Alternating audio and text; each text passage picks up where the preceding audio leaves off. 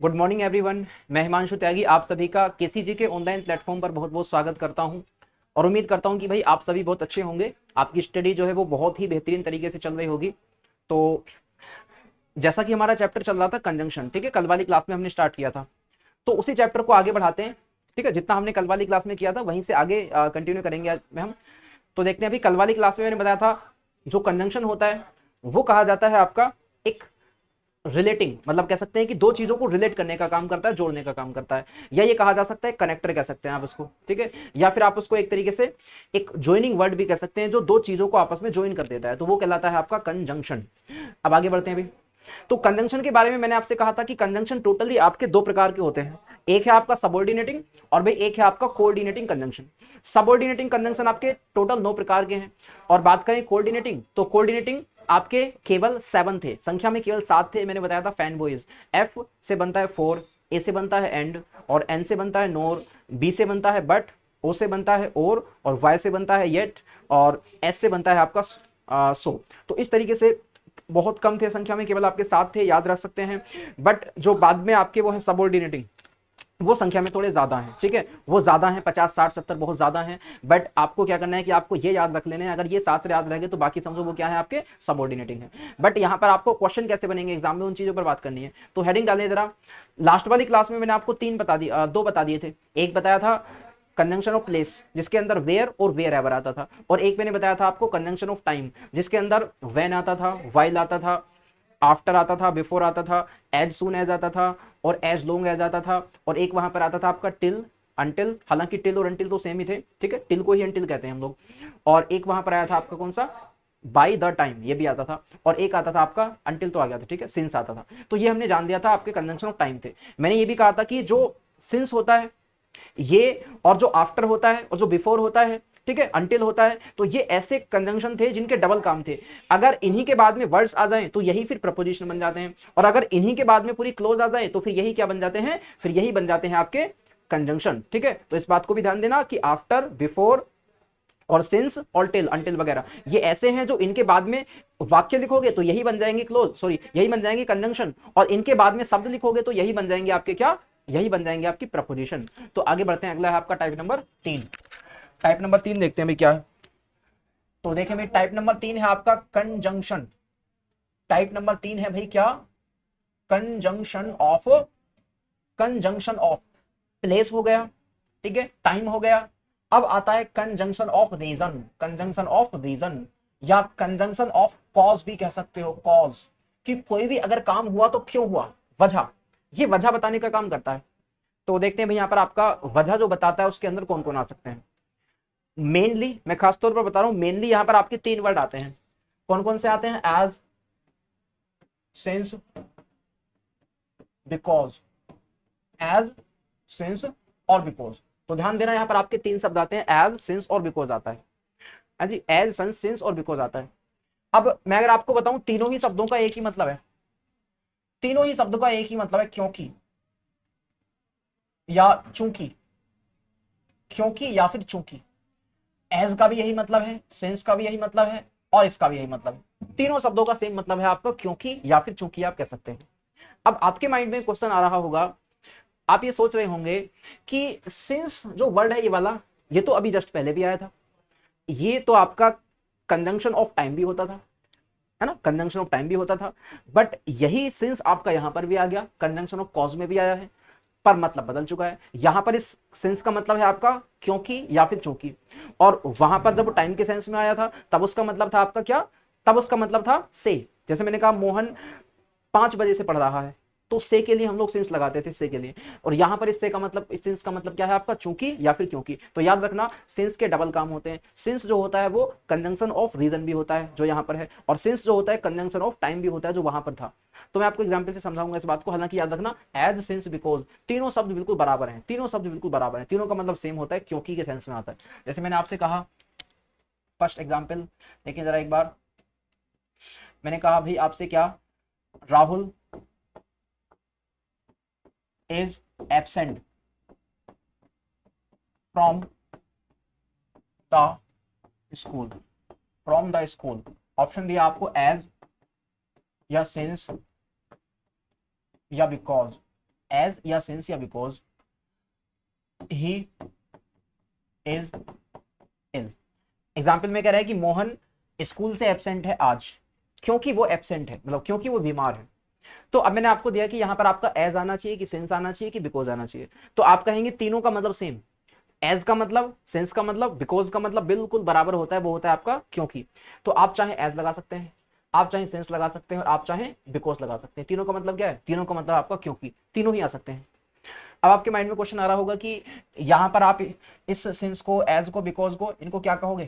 तो मैं बताऊं, इनको कहोगे आप कंजंक्शन ऑफ रीजन, इनको कहोगे आप कंजंक्शन ऑफ रीजन, इनको कहोगे आप कंजंक्शन ऑफ रीजन, या फिर कंजंक्शन ऑफ कॉज कह सकते हैं।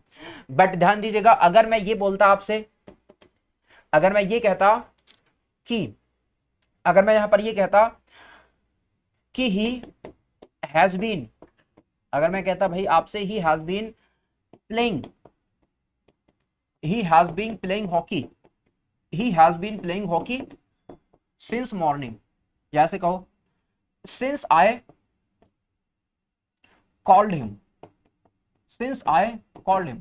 कह रहा है कि जब से मैंने उसको कॉल की है तब से लेकर के वो क्या कर रहा है? तब से लेकर के वो हॉकी खेल रहा है, यानी जब से मैंने कॉल की है तब से लेके हॉकी खेल रहा है। तो यहां पर वो इसका टाइम बता रहा है।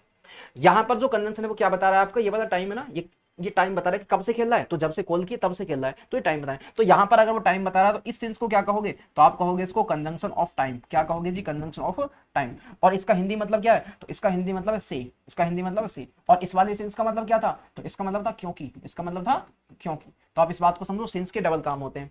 सेंस जब कारण बताता है कि ऐसा है तो क्यों है, क्योंकि, तो वहां पर वो कंजंक्शन ऑफ रीजन है। और अगर ये सेंस आपका कहां पर आ जाता है? अगर ये सेंस आ जाता है टाइम बताने के सेंस में, तो वहां पर ये हो जाता है कंजंक्शन ऑफ टाइम। तो इस बात को याद रखना, सेंस के डबल काम है, सेंस कंजंक्शन ऑफ टाइम भी है और सेंस कंजंक्शन ऑफ रीजन भी है, ठीक है। और सेंस का, एज का और बिकॉज का एक ही मतलब होता है, क्योंकि, ठीक है। तो उम्मीद करता हूं कि ये बात आपको समझ में आ गई होगी कि सेंस के कितने काम है, आपके डबल काम है। और एक बात और याद रखना, देखो मैं क्या बताता हूं, एक बात और याद रखना, देखो एक बात और याद रखना, मैंने आपको बताया था, जो सीसी बताए थे ना, सीसी, मैंने कहा था सीसी के अंदर फैन, फैन बॉयज आता है। सीसी के अंदर कौन आता है आपका? Fan boys, fan boys.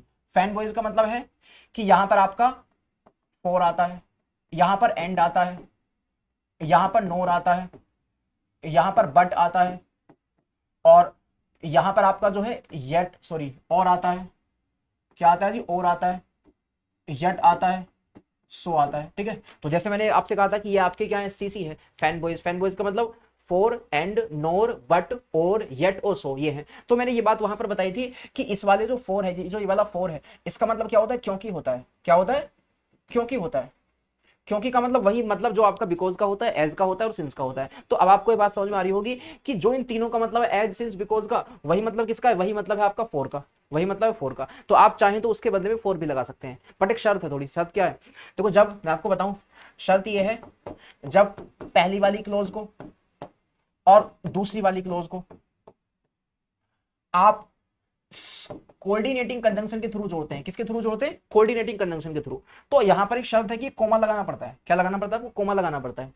But जब आप क्लोज नंबर वन को क्लोज नंबर टू के साथ में जोड़ें, क्लोज नंबर टू के साथ में जोड़ें, लेकिन सबऑर्डिनेटिंग कंजंक्शन किसके थ्रू जोड़ें? सबऑर्डिनेटिंग, तो वहां पर कोमा नहीं लगता है, वहां पर कोमा नहीं लगता है। तो ये शर्त है कि अगर आप दो क्लोज को सीसी से जोड़ोगे तो कोमा लगाना पड़ेगा, दो क्लोज को एससी से जोड़ोगे तो वहां पर कोमे की कोई आवश्यकता नहीं है। तो मैं इसी चीज को ध्यान में रखते हुए एक वाक्य देता हूं आपको। जैसे मैंने कहा, एग्जाम्पल नंबर तीसरा भाई, मैंने कहा he went outside, he went outside.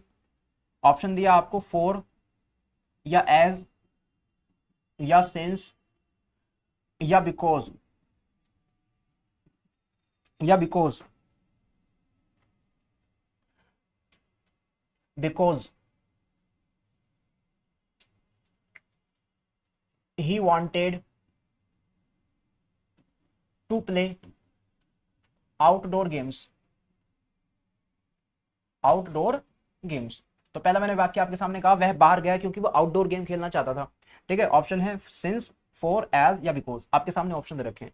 मैंने कहा वह बाहर गया क्योंकि वो बाहर आउटडोर गेम खेलना चाहता था, इसलिए बाहर गया। तो आप कहोगे कि यहां पर जो है वह बाहर गया क्योंकि, अब सेंस क्या बैठ रहा है हिंदी में आपका, क्योंकि का सेंस बैठ रहा है, और क्योंकि के सेंस में आपका बिकॉज भी सही है, एज भी सही है, सिंस भी सही है, फॉर भी सही है। बट शर्त क्या है, शर्त यह है कि अगर आप सीसी लगाओगे तो सीसी कोमे के साथ में लगेगा, और अगर आप एससी लगाओगे तो एससी आपका विदाउट कोमा लगता है। और हम जानते हैं कि फैन बॉयज जो होते हैं, फैन बॉयज ने ये वाले आपके फैन बॉयज, ये सीसी है, और सीसी क्या कैसे आते हैं, कोमे के साथ में आते हैं। तो यहां पर तो कोमा है नहीं, यहां पर कोमा नहीं है, नहीं है तो यहां पर आपका फोर नहीं आ पाएगा, एज आ जाएगा, सिंस आ जाएगा और बिकॉज आ जाएगा, एज आ जाएगा, सिंस आ जाएगा, बिकॉज आ जाएगा, फोर नहीं आ पाएगा। हालांकि मीनिंग फोर का भी वही है, मीनिंग फोर का भी वही है, क्योंकि बट नहीं आ पाएगा क्योंकि यहां पर ये कोमा यूज नहीं हो रहा है। कोमा यूज होता तो फिर फोर आता, फिर ये बाकी नहीं आ पाते। जैसे मैं एग्जांपल देता हूं, अगर मैंने ये कह रहा होता आपसे कि ही स्पेंड अ लॉट, ऑप्शन है आपके सामने कोमा लगाकर, फोर या फिर एज या फिर सिंस या फिर बिकॉज ही अर्न अलॉट, क्योंकि वो ज्यादा कमाता है। चलो बताओ, यहां पर आपके सामने वो कह रहा है कि वह बहुत ज्यादा खर्चा करता है क्योंकि वो बहुत ज्यादा कमाता है। तो अब हिंदी सेंस में बैठ रहा है आपके सामने क्योंकि, क्योंकि वो बहुत खर्चा करता है, क्योंकि वो बहुत कमाता है। तो क्योंकि के लिए तो आपका फोर भी आता है, एज भी आता है, सिंस भी आता है, बिकॉज भी आता है, चारों का यही मतलब है। बट शर्त क्या है, कोमा लगा हुआ है, कोमा लगा हुआ है तो यहां पर आपको सीसी की आवश्यकता है। सीसी मतलब कोऑर्डिनेटिंग कंजंक्शन, तो इसको लगा दो, ये यहां पर आपका आ जाएगा, एज सिंस और बिकॉज नहीं आ पाएगा। हालांकि मीनिंग सेम है बट आ इसलिए नहीं पाएगा क्योंकि यहां पर वो एससी है, एससी मतलब सब ऑर्डिनेटिंग कंजंक्शन, और ये सीसी है, सीसी का मतलब कोऑर्डिनेटिंग कंजंक्शन। तो इतना क्लियर हो गया भाई, एक बार जरा देखें क्या यहां तक अगर आपको क्लियर हो गया तो इसके आगे बढ़ेंगे। ठीक है, इसके आगे बढ़ेंगे, ये होगी आपका। चलो, तो उम्मीद करता हूं कि भाई ये चीज आपको समझ में आ गई होगी अच्छे से। ठीक है, अच्छे से आपको समझ में आ गई होगी कि कंजंक्शन ऑफ रीजन के अंदर तीन आते हैं, एज आता है, सिंस आता है और बिकॉज आता है। ये होते हैं कंजंक्शन ऑफ रीजन। और conjunction of reason, conjunction of time, conjunction of place, ये सब क्या है, ये सब सबऑर्डिनेटिंग है, सब एससी हैं। और सीसी हमने देख लिया, सीसी तो केवल 7 है। कौन कौन से हैं आपके, फैन बॉयज, है ना। आगे देखो, चलो आते हैं टाइप नंबर 4 पर। कंजंक्शन का टाइप नंबर 4 देखिए भाई, कौन सा है, टाइप नंबर 4। और उस टाइप नंबर 4 का नाम है कंजंक्शन। उस टाइप नंबर 4 का नाम है भाई आपके सामने क्या, कंजंक्शन। या इसके पहले आप एक बात और भी याद रखिएगा कि जो मैंने ये कहा था ना, जैसे मैंने ये कहा था कि क्लोज नंबर 1 को क्लोज नंबर 2 के साथ में, जब क्लोज नंबर 1 को क्लोज नंबर 2 के साथ में आप सब ऑर्डिनेटिंग कंजंक्शन से जोड़ोगे, सब ऑर्डिनेटिंग कंजंक्शन से जोड़ोगे, इसको नोट करके लिख देना, सब ऑर्डिनेटिंग कंजंक्शन से जोड़ोगे। तो मैंने ये कहा था कि वहां पर जो है इसको बदलने का मतलब, इसको जो है एक पैटर्न और भी होता है। वो पैटर्न ये होता है कि आप बाद वाली क्लोज को पहले लिख लो, आप ऐसे लिख लो, क्लोज नंबर 2 को पहले लिख लो। ठीक है, क्लोज नंबर 2 को पहले लिख लो। बट शर्त क्या है, जब आप क्लोज नंबर 2 को पहले लाएंगे तो वो अपना कंजंक्शन साथ में रखेगा। यानी कहने का मतलब जो सब ऑर्डिनेटिंग कंजंक्शन है ना, वो साथ में ही यहां पर आ जाएगा। तो सब ऑर्डिनेटिंग कंजंक्शन के साथ में आ जाएगी क्लोज नंबर 2 पहले। ठीक है, और ये वाली क्लोज नंबर 2 कोमे के साथ में बाद में चली जाएगी, कोमे के साथ में बाद में चली जाएगी, ऐसे चली जाएगी। ठीक है, तो आप ऐसे भी कर सकते हो। अब मैं ऐसे क्यों बता रहा हूं, इसको ध्यान से समझना। जैसे मान लो मैंने आपसे कहा कि he stayed at house, he stayed at house, वो घर पर रुका,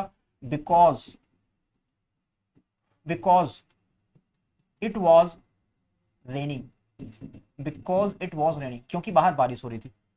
तो जैसे आप नोटिस करेंगे कि ये जो है आपके सामने ही स्टेड एट होम, ये तो है क्लोज नंबर 1, और फिर मैंने कहा इट वॉज रेनिंग, तो ये है क्लोज नंबर 2, और जोड़ा किसने है आपका, सब ऑर्डिनेटिंग कंजंक्शन ने। तो यहाँ पहला पैटर्न फॉलो हुआ है आपका, ये वाला क्लोज नंबर 1 और क्लोज नंबर 2 को कैसे जोड़ा गया आपको, एससी यानी सब ऑर्डिनेटिंग कंजंक्शन के थ्रू। बट अगर आप चाहें, या कभी कभी ऐसा आपको नहीं भी दिखता है एग्जाम में, तो ऐसा भी दिख सकता है, देखो और करके आप इसको ऐसे भी कह सकते हो कि आप इस सबऑर्डिनेटिंग कंजंक्शन के साथ क्लोज 2 को पहले ले आओ, यानी ऐसे कहो बिकॉज के साथ में ले आओ। कैसे कहो, because it was raining, because it was raining, क्योंकि बाहर बारिश हो रही थी। अब क्या करना है, अब कोमा लगाना है यहां पर आपको, और कोमे के साथ में कहो he stayed at house, he stayed at house, इस तरीके से कहो। ठीक है, तो आप ऐसे भी कह सकते हो और वैसे भी कह सकते हो। अब मैंने दूसरा जो तरीका है वो इसलिए बताया क्योंकि कभी कभी यहाँ पर ऐसा होता है कि वो ऐसा करके दे देते हैं, यहाँ पर बिकॉज लगा देते हैं और यहाँ पर सिंस या फिर एज लगा देते हैं। ठीक है, तो वो गलत हो जाता है। जैसे मैं देता हूँ एग्जाम्पल, मान लो उसने ऐसा कहा होता कि यू आर बिजी, क्योंकि आप बिजी हैं, comma, so I am going, so I am going from here, so I am going from here. अब आप कोशिश करें, एक बार यहाँ पर गलती पता करने की कोशिश करें, क्या मिस्टेक यहाँ पर आपको नजर आ रही है। तो आपको नजर आएगा कि जब भी सेंटेंस में दो क्लोज होती हैं, तो दो क्लोज को जोड़ने का काम जो करती है वो एक कंजंक्शन करता है, और तीन क्लोज हो जाती हैं तो उनको जोड़ने का काम दो कंजंक्शन करते हैं, चार हो जाती है तो फिर तीन कंजंक्शन करते हैं। तो यहाँ पर आपके सामने दो क्लोज हैं और दो ही कंजंक्शन है, गलत हो गया। तो यहाँ पर आपको ना ये एज कंजंक्शन हो गया आपके सामने, ठीक है, एज क्या हो गया भाई आपका, कंजंक्शन हो गया। जैसा ऊपर वाला केस है देखो, यहाँ पर बिकॉज, बिकॉज कंजंक्शन था, ठीक है, जैसा ऊपर बिकॉज कंजंक्शन था वैसे नीचे आपका एज कंजंक्शन है, और उसके बाद में ये वाली क्लोज, ठीक है। बट इस सो का तो यहाँ पर कोई काम नहीं है, सो का कोई काम नहीं है, ये वाला सो यहाँ पर आपको क्या करना पड़ेगा, हटाना पड़ेगा, इसको ऐसे हटा दो। अब वाक्य सही हुआ कि as you are busy, comma, I am going from here, इस तरीके से, है ना। और अगर आपको इस बात पर डाउट हो रहा हो, मतलब ऐसा लग रहा हो कि ऐसा क्यों हो गया, तो मैं इसी को देखो पलट करके बता दूं। अगर आप इसी को सीधा करके लिखोगे तो कैसे लिखोगे, अगर आप इसी को सीधा करके लिखोगे तो ऐसे लिखोगे, आई एम, देख लो एक बार, I am going from here, मैं यहां से जा रहा हूं। अब इस एज को आगे ले आओ, as you are busy, as you are busy. देखो अब वो डाउट आपका दूर हो गया होगा, क्योंकि अब आप, ये सेंटेंस सीधा हो गया कि I am going from here as you are busy. इस एज का मतलब क्या है, क्योंकि। आप चाहो तो एज लगाओ, चाहो सेंस लगाओ, चाहो बिकॉज लगाओ, सब सेम ही है, ठीक है। और इसी को उठा करके आपने पीछे लिख दिया कि as you are busy I am going from here. तो यहाँ पर as you are busy so का तो कोई काम ही नहीं है। तो सीधा रख लो कि जब भी कहीं पर आपको पीछे एज दे रखा हो, सिंस दे रखा हो, बिकॉज दे रखा हो, तो उसके बाद में सो का प्रयोग, ठीक है, या दैट्स व्हाई का प्रयोग नहीं किया जाता है। ये मैं आपको लिख करके बता दूं, देखो लिख लो इसको एक बार, नोट करके लिख लो, चाहे नोट करके लिख लो। यदि यहां पर आपको एज दिख जाए, सिंस दिख जाए, बिकॉज दिख जाए, एज दिख जाए, सिंस दिख जाए और बिकॉज दिख जाए, और यहां पर क्लोज नंबर कोई, मतलब कोई भी क्लोज लिखियो, फिर कोमा, तो यहां पर आपको एग्जाम में कई बार सो लिख करके दे देगा, कई बार देयरफॉर लिख करके दे देगा, देयरफॉर, कई बार दैट्स व्हाई लिख करके दे देगा, दैट्स व्हाई ना, दैट इज व्हाई कहते हैं इसको, शॉर्ट फॉर्म में दैट्स व्हाई लिख देगा, ये लिख करके दे देगा, सो लिख देगा, या कई बार हैंस लिख देगा, क्या लिख देगा, हैंस लिख देगा। तो याद रखना, ये कोई भी वर्ड यहाँ पर आपका गलत माना जाएगा, क्योंकि एक एग्जाम्पल में, एक वाक्य में दो क्लोज होंगी तो एक कंजंक्शन चाहिएगा। तो यहाँ पर आपको क्या लिखना है, क्लोज नंबर 2 लिखना है, क्लोज नंबर 2 लिखना है, क्लोज नंबर 1 हो जाएगी। तो इस बात को याद रखना, जब भी कहीं पर ऐसा केस आपको फॉलो हो जाए तो वहां पर क्या करना है आपको, इधर शुरुआत हो रही हो एज सिंस बिकॉज से, तो बीच में कहीं पर आपको सो देयरफॉर दैट्स व्हाई या हेंस का प्रयोग नहीं करना है। ये मैं आपको लिख करके बता देता हूँ, देखो एग्जाम्पल का, तुम पीछे था आपका एग्जाम, चलो एग्जाम्पल देखो। जैसे मैंने कहा एग्जाम्पल नंबर 1, मैंने कहा भाई as you want, as you want money, as you want money, so I have given you, so I have given you my, so I have given you, so I have given you this amount, so I have given you this amount, ठीक है, इसको देखो एक बार। और दूसरा है यहाँ पर आपके सामने, दूसरा since, since they worked hard, क्योंकि उन्होंने कठिन परिश्रम किया, since they worked hard, since they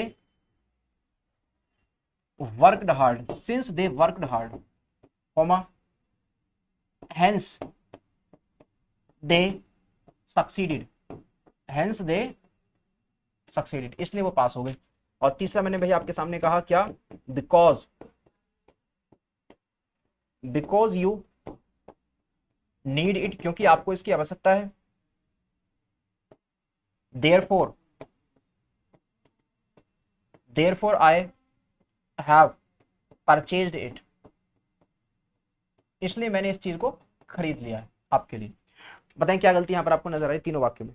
तो आप कहेंगे वही गलती नजर आ रही है कि जब भी सेंटेंस में शुरुआत में आपको एज या सिंस या बिकॉज नजर आ जाए, तो मैंने क्या लिख करके बताया कि वहां पर आपको सो का या हेंस का या फिर देयरफॉर का या फिर दैट इज व्हाई का या फिर कॉन्सिक्वेंटली का प्रयोग नहीं करना है, ठीक है। और अगर आपको ऐसे डाउट हो तो वही करो, आप सेंटेंस को पलट करके देख लो, जब पलट करके देखोगे तो वो बात आपको नजर आ जाएगी कि जो पैटर्न था आपका वो सही था पहले। तो यहाँ पर बताओ क्या करें, एज नजर आया तो आप कहेंगे एज नजर आया तो ये वाला सो यहाँ से हटा दो, सेंटेंस सही हो जाएगा। यहाँ पर सिंस नजर आया तो ये वाला आप हैंस हटा दो, सही हो जाएगा। और यहाँ पर बिकॉज नजर आया तो ये वाला आप देयरफॉर हटा दो, सेंटेंस क्या हो जाएगा, पूरी तरीके से सही हो जाएगा। तो इस बात को याद रखना, जब शुरुआत में आपकी एज सिंस बिकॉज आ जाए तो आगे क्या नहीं आना आपका, आगे कोई भी ऐसा कंजंक्शन नहीं आना जो रिजल्ट बताने का काम करे। ठीक है, तो ये था आपका टाइप नंबर 3। टाइप नंबर 3 आगे देखेंगे, इसके बाद में आता है आपका टाइप नंबर 4, और ये कहलाता है कंजंक्शन ना, ये कहलाता है आपका कंजंक्शन ऑफ रीजन हो गया, प्लेस हो गया, टाइम हो गया। तो अब आता है conjunction of manner, conjunction of manner. ठीक है, तो ये आता है आपका कंजंक्शन ऑफ मैनर। और जैसे कंजंक्शन, जैसे आपका एडवर्ब ऑफ मैनर था ना, वो कैसे का जवाब देता था, तो वैसे ये भी आपका कैसे का ही जवाब देता है, कैसे का जवाब देता है। इसके अंदर मैं आपको बताऊं तो मोस्टली एज आता है, क्या आता है, एज आता है, या फिर एज इफ आता है, या फिर एज दो आता है ना, एज दो भी आ जाता है, एज आता है, एज इफ आता है, एज दो आता है। और अगर मैं आपको बताऊं यहां पर एज फार एज भी आता है। ठीक है, यहां पर आपका एज फार एज भी आता है। तो आप इनको एक बार देखिएगा, एज आता है, एज इफ आता है, और एज दो आता है, और एक आता है आपके सामने कौन सा, एज फार एज। चलो, तो इसके बाद में आगे देखते हैं कौन सा आएगा। अगर हम आगे देखें तो इसके बाद में जो है, सबसे पहले मीनिंग समझ लो, मीनिंग क्या होती है। अब आपको एक डाउट आ रहा होगा, वो डाउट ये है कि यही एज अभी पीछे भी आया था। देखो मैं बताता हूं, तो वो यही एज अभी पीछे भी आया था, ये रहा, देखो ये रहा, यही एज अभी आपका पीछे भी आया था, ये रहा एज। ठीक है, तो आप कहोगे एज तो क्या था आपका, अभी कंजंक्शन ऑफ रीजन था, और यही एज आगे आ गया। अब हम कह रहे हैं कि यही एज क्या है, यही एज है आपका कंजंक्शन ऑफ मैनर। तो ये डबल डबल काम कैसे, तो डबल काम ऐसे ही है, क्योंकि यहाँ पर आपको दोनों का मीनिंग, यहाँ पर आपको दोनों का काम समझना होगा। जब ये आपका जो है कैसे के जवाब में आ जाए, कैसे के जवाब में काम करने का तरीका बताए, तो कहलाएगा कंजंक्शन ऑफ मैनर। और अगर ये क्योंकि के, अगर ये क्योंकि के सेंस में आ जाए, बिकॉज के सेंस में आ जाए, तो वहां पर कहलाएगा कंजंक्शन ऑफ टाइम। अंतर बत समझो एक बार, जैसे मैंने लिखा, अगर मैंने आपसे कहा कि जो एज है ना, एज ध्यान देना, तो इसके डबल काम है क्या, ये कंजंक्शन ऑफ रीजन भी होता है, कंजंक्शन ऑफ रीजन वाला कंजंक्शन, और ये कंजंक्शन ऑफ मैनर भी होता है, ये कंजंक्शन ऑफ मैनर भी होता है। तो आप देख पाएंगे कैसे होता है, कंजंक्शन ऑफ रीजन मैनर दोनों होता है। तो आप खुद पहचानो, मैं आपको बताता हूं, जब भी रीजन होता है तब इसका हिंदी मतलब होता है क्योंकि, तब इसका हिंदी मतलब होता है क्योंकि। और जब ये मैनर होता है तब इसका मतलब होता है जैसे कि, जैसे कि उस सेंस में आता है। तो आप खुद पहचानो, मैं एग्जाम्पल लिखता हूं। जैसे मैंने कहा कि I did the work, I did the work, मैंने काम को ऐसे किया, एज यू टोल्ड मी, जैसे आपने मुझे बताया था, एज यू टोल्ड मी। तो आप खुद सोच करके मुझे जरा ये बताओ कि आई डिड द वर्क, मैंने काम को ऐसे किया, एज यू टोल्ड मी, जैसे आपने मुझे बताया था। तो आप कहेंगे भाई यहाँ पर जो है, जो यहाँ पर आपका एज आया है, यहाँ पर आपका एज आया है, यहाँ पर आया है आपका कैसे के मीनिंग में। यानी जैसे मैंने कहा कि भाई ही आई डिड द वर्क, मैंने काम को ऐसे किया, एज यू टोल्ड मी, जैसे आपने मुझे बताया था। तो यहाँ पर वो आपका कैसे की मीनिंग में है, यानी काम को कैसे किया, तो आप कहेंगे ऐसे किया। तो ये जो कैसे है, ये कहलाएगा, आप मुझे बताइए, सोच करके बताइए, ये कहलाएगा आपका क्या, तो ये कहलाएगा आपका कंजंक्शन ऑफ मैनर, ये कहलाएगा कंजंक्शन ऑफ मैनर, क्योंकि यहाँ पर वो आपका कैसे की मीनिंग में आया है ना। और अगर इसी में मैं ये कहता, अगर मैं ये कहता कि भाई I bought, I bought the pen, I bought the pen as you need, as you needed it। तो आप खुद सोचो यहाँ पर इसका मीनिंग क्या है, आप सोच करके बताओ। I bought the pen as you needed it। तो मैंने कहा I bought the pen, मैंने पेन को खरीदा, क्यों खरीदा, as you needed it, क्योंकि आपको इसकी आवश्यकता थी, क्योंकि आपको इसकी आवश्यकता थी, मतलब मैंने खरीदा क्योंकि आपको आवश्यकता थी, आपके लिए। तो आप कहेंगे यहाँ पर जो एज आया है, यहाँ पर जो एज आया है, इसका हिंदी मतलब है क्योंकि, इसका हिंदी मतलब है आपका क्योंकि, क्योंकि है। तो आप कहेंगे इसको कंजंक्शन ऑफ रीजन, आप इसको कहेंगे कंजंक्शन ऑफ रीजन। और ये वाला जो एज है, आप इसको कहेंगे कंजंक्शन ऑफ, क्या कहेंगे, conjunction of manner, conjunction of manner. तो ये बात समझ पाए कि एज के डबल काम है। जब एज का मतलब जैसे कि, मतलब वो बता रहा होगा आपका मैनर, तरीका क्या था कि जैसे मैंने ऐसे सोल्व किया जैसे आपने बताया, मैंने क्वेश्चन को ऐसे सोल्व किया जैसे आपने बताया, तो यहाँ पर क्या मैनर बता रहा है, तो यहाँ पर कंजंक्शन ऑफ मैनर है। और यहाँ पर यही एज क्या बता रहा है, मैंने खरीदा क्योंकि आपको आवश्यकता थी, क्योंकि का सेंस होगा, तो यहाँ पर कंजंक्शन ऑफ रीजन हो जाएगा। ठीक है, तो आप समझ पाए इसके आपके डबल काम होते हैं, एज के कितने काम होते हैं, आपके डबल काम होते हैं। बाकी एज इफ और एज दो के बारे में समझते हैं, इसको देखो एक बार। अगर मैं बात करूं एज इफ और एज दो, दोनों सेम है, दोनों क्या है आपके सेम है, और दोनों का मतलब होता है मानो की, दोनों का मतलब क्या होता है मानो की, दोनों का एक ही मतलब होता है मानो की, या फिर ऐसे ही मानो, ठीक है। तो दोनों ही कंजंक्शन एज इफ भी और एज दो भी दोनों ही सेम है, और दोनों का मतलब होता है आपका मानो की। तो मैं आपको बताता हूं इनमें क्या गलती बनती है एग्जाम में। एग्जाम में ये गलती बनती है कि एज इफ के बाद में और एज दो के बाद में हमेशा इमेजिनेशन होती है, हमेशा कल्पना होती है। जैसे मैं एक एग्जाम्पल देता हूँ आपको, एक छोटी सी मैं आपको कंडीशन बताता हूँ। जैसे अगर कहीं पर आपको अगर आपको पीछे कोई वाक्य लिखा मिले, बीच में आ जाए एज इफ या एज दो, बीच में आ जाए एज इफ या फिर एज दो, ये आ जाए बीच में, कोई सा भी आ जाए, दोनों सेम ही है, चाहे एज इफ आ जाए चाहे एज दो आ जाए, तो इनका हिंदी मतलब क्या है मानो की। तो क्या करना है आपको, देखो मैं आपको बताऊं, इसके बाद में या तो आएगा आपको हेड देखने, या तो आपको देखने को मिलेगा subject plus head, subject plus head देखने को मिलेगा हमेशा, या फिर आपको देखने को मिलेगा सब्जेक्ट प्लस वर्ब, सभी के साथ में, चाहे वो सिंगुलर हो चाहे प्लूरल हो वर्ब, या फिर आपको देखने को मिलेगा सब्जेक्ट प्लस वर्ब की सेकंड फॉर्म, वर्ब की सेकंड फॉर्म। अब ऐसा क्यों है उस बात को समझ लेना जरा एक बार, ठीक है।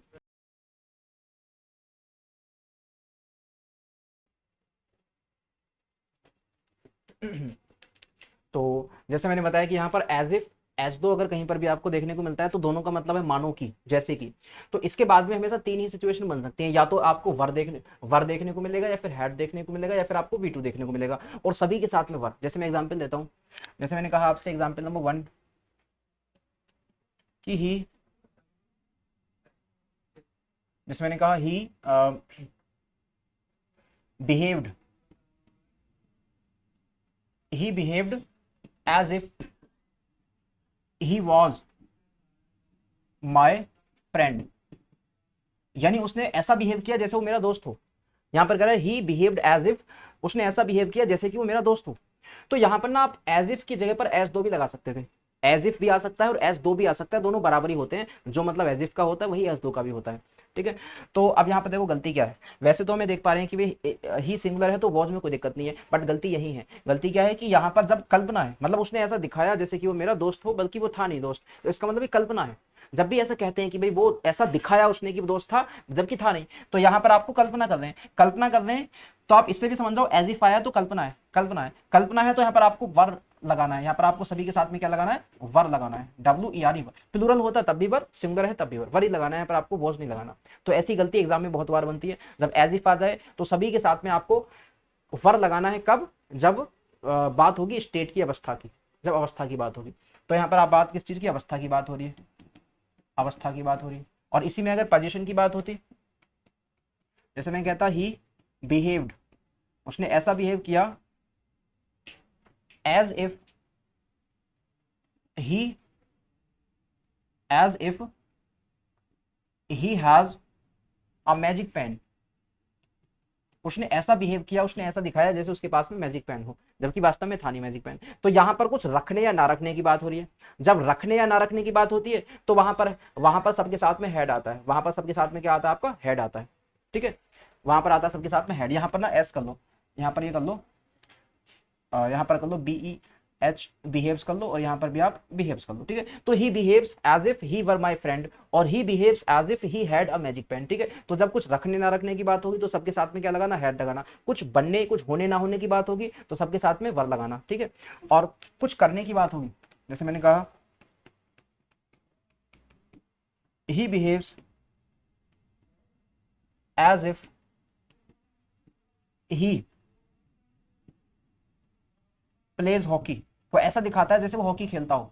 अब खेलता है नहीं खेलता है पता नहीं, बट यहाँ पर वो ऐसा एज इफ आया ना, तो एज इफ का मतलब ऐसा दिखाना, कल्पना करना, ऐसी इमेजिनेशन करना, वो ऐसा दिखाता है जैसे वो हॉकी खेलता है। तो यहाँ भी गलती है, यहाँ पर क्या हो जाएगा आपका, प्लेड हो जाएगा, क्या हो जाएगा, प्लेड हो जाएगा, PLAYED, प्लेड हो जाएगा, ठीक है। तो बस ये बात समझ लेना कि जब भी कहीं पर एज इफ आया या एज दो आया तो उसके बाद में या तो वर आएगा या हेड आएगा या V2 आएगा, और बाकी सिचुएशन नहीं बन सकती, ठीक है। यही सिचुएशन आपकी यहाँ पर बनेगी।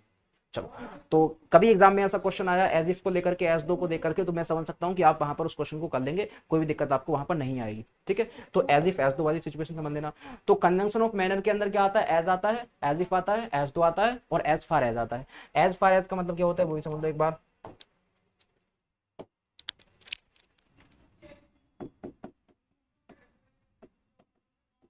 एज फार एज का मतलब होता है जहां तक वहां तक, जहां तक वहां तक, या आप कह सकते हैं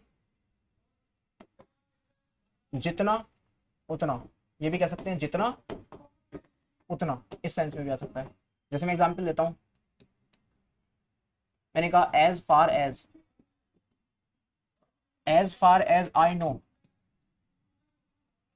as far as I know he is a miser. देखो इसको एक बार समझो, यहां पर कह रहा है कि as far as I know he is a miser, जितना मैं जानता हूं वो एक माइजर है। जैसे मैं आपसे आपसे पूछता हूं कि भाई मोहन के उसके बारे में कुछ बताओ, तो आप कहेंगे जितना मैं जानता हूं या जहां तक मैं जानता हूं वहां तक वो एक माइजर है। कहने का मतलब जितना मुझे पता है तो वो एक कंजूस व्यक्ति है। तो यहाँ पर जो एज फार एज आ जाता है, समझ जाओ एज फार एज का मतलब क्या होता है, जितना उतना, या फिर जिस हद तक, या फिर जितना, इस सेंस में आता है। ठीक है, या जैसे मैं एक वाक्य और देता हूं, मैंने कहा as far as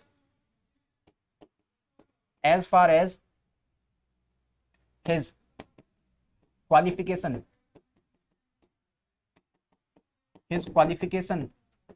are concerned he has done, या he has done his MSc degree. देखो यहाँ पर क्या रहा है कि एज फार एज, जहां तक की उसकी क्वालिफिकेशन की बात है, जहां तक उसकी क्वालिफिकेशन का कंसर्न है, तो वो अपनी एमएससी डिग्री को कर चुका है। तो यहाँ पर जो है आपका एज फार एज का मतलब क्या है, जहां तक, इस सेंस में आता है। ठीक है, तो ये क्या था आपका टाइप नंबर 4 था, है ना, टाइप नंबर 4, जिसमें था कंजंक्शन ऑफ कौन सा भाई, कंजंक्शन ऑफ पर्पज, नहीं कंजंक्शन पर्पज नहीं था, ये था आपका कंजंक्शन ऑफ मैनर। और पांचवा आता है आपका कंजंक्शन ऑफ, देखो एक बार, पांचवा आता है कंजंक्शन ऑफ पर्पज, पांचवा आता है कंजंक्शन ऑफ पर्पज। और कंजंक्शन ऑफ पर्पज के अंदर देखो कौन कौन आता है, तो मैं बताऊं यहां पर एक तो आपका आता है सो दैट,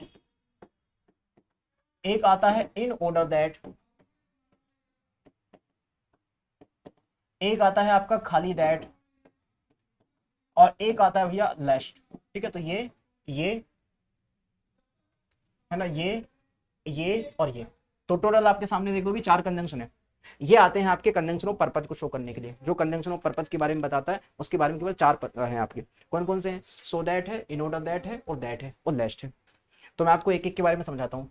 ये जो है आपके 4, कौन से, ये जो है आपके 4, एक तो सो दैट, और एक खाली दैट, और एक इन ऑर्डर दैट,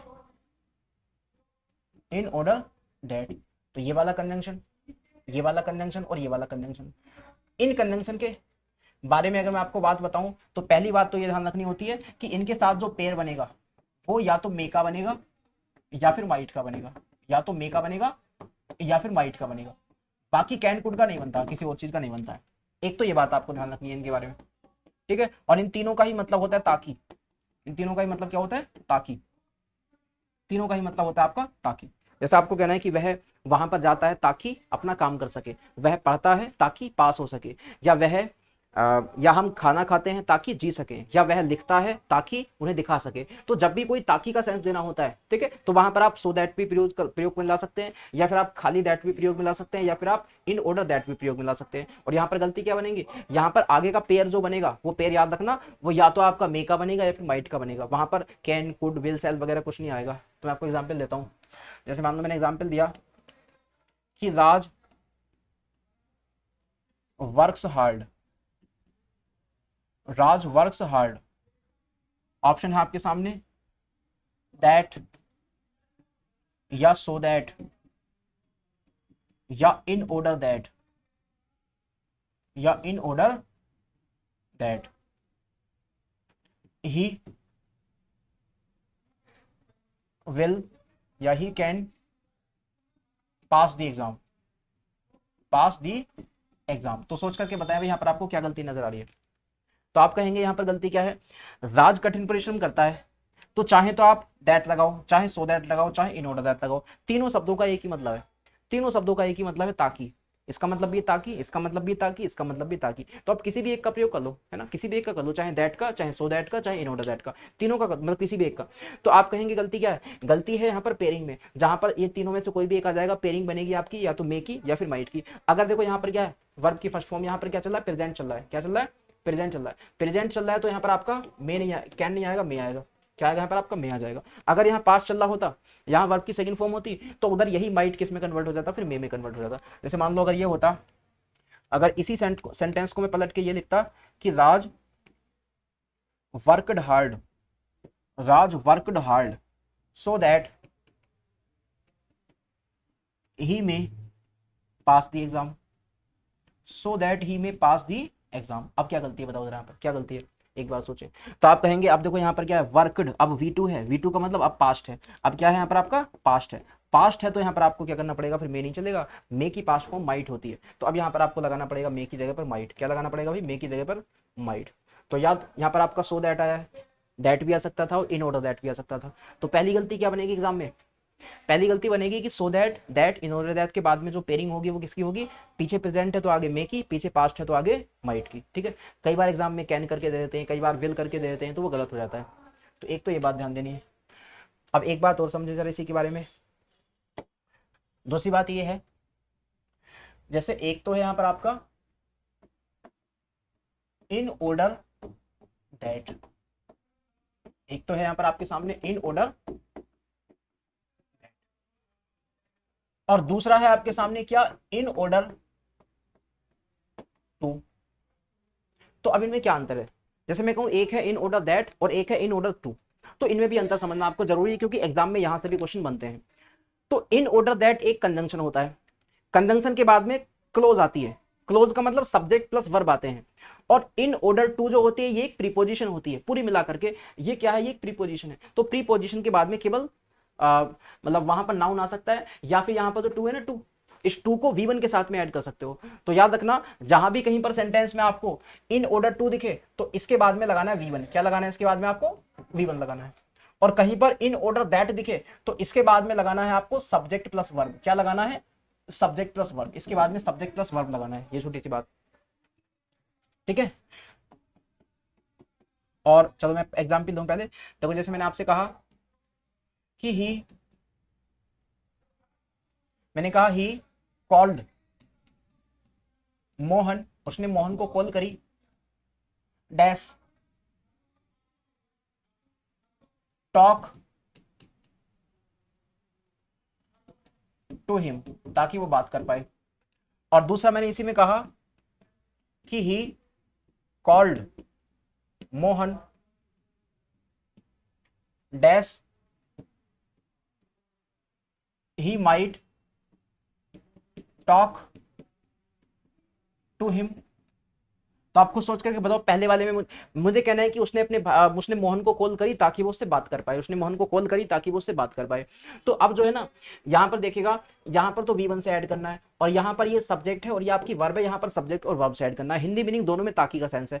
यहाँ पर भी वही है कि उसने मोहन से बात करी ताकि ये हो पाए, और यहाँ भी उसने मोहन से बात करी ताकि ये हो पाए, दोनों में सेंस तो ताकि का ही है। तो अब देखो, मीनिंग तो इसकी भी ताकि है, ऊपर वाले की भी, और नीचे वाले की वही है आपकी ताकि। पर सेंस क्या है, ये जो जब इन ऑर्डर टू दोगे तो V1 के साथ में जोड़ना, और इन ऑर्डर दैट दोगे तो सब्जेक्ट प्लस वर्ब के साथ में जोड़ना। तो यहाँ पर क्या है आपका, देखो V1 है तो यहाँ पर आपको लगाना पड़ेगा इन ऑर्डर टू, और सब्जेक्ट वर्ब है तो यहाँ पर आपको लगाना पड़ेगा इन ऑर्डर दैट, यहाँ पर आपको लगाना पड़ेगा। वही चीज इन ऑर्डर दैट की जगह सो दैट भी आ सकता था, खाली दैट भी आ सकता था, ठीक है। ऐसा ही देखो वहां पर आपको करना पड़ेगा, अगर इन ऑर्डर दैट के बदले में इन ऑर्डर टू आया तो ऐसे ही सो दैट के बदले में भी कुछ आ सकता है। देखो क्या आएगा, क्या आएगा कि भाई अगर कहीं पर आपको सो दैट लगाना है, क्या लगाना है भाई, सो दैट, तो वही लगेगा कब, जब आगे दे रखा हो आपको सब्जेक्ट प्लस वर्ब। और इसके बदले में अगर आपको आगे क्या नजर आ रहा है, अगर आपको V1 नजर आ रहा है, क्या नजर आ रहा है, V1, तो फिर सो दैट नहीं लगेगा, फिर आपका सो एज टू लगेगा, फिर लगेगा आपका सो एज टू लगेगा। इस बात का ध्यान रखना। देखो यहां भी एग्जाम्पल से समझो, यहां भी एग्जाम्पल के थ्रू समझो। जैसे मैंने कहा राज, मैंने कहा राज बोट राज बोट,